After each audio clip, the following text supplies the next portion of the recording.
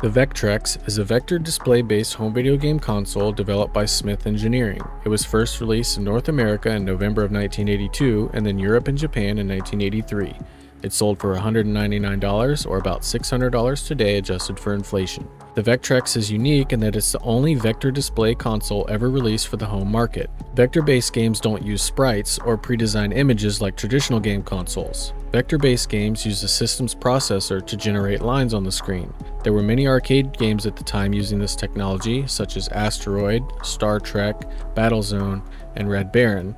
Vector game technology did have both advantages and disadvantages. Being that it didn't use sprites or pictures for its games on screen, there were limitations in the color palette used and there was no shading. But on the other hand, vector graphics didn't lose quality when scaled up or down, so the lines on screen are always crispy and futuristic looking. One thing's for sure, you can immediately spot a vector arcade game when you see it.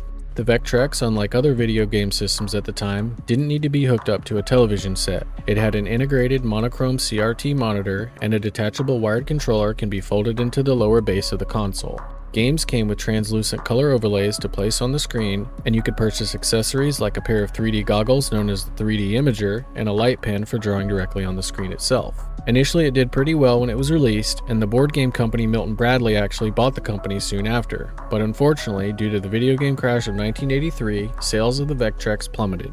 Milton Bradley cut the cost of the Vectrex in half to try to recover, but it just wasn't enough. And after losing over $30 million on the system, they decided to cut their losses, and it was discontinued the following year in 1984.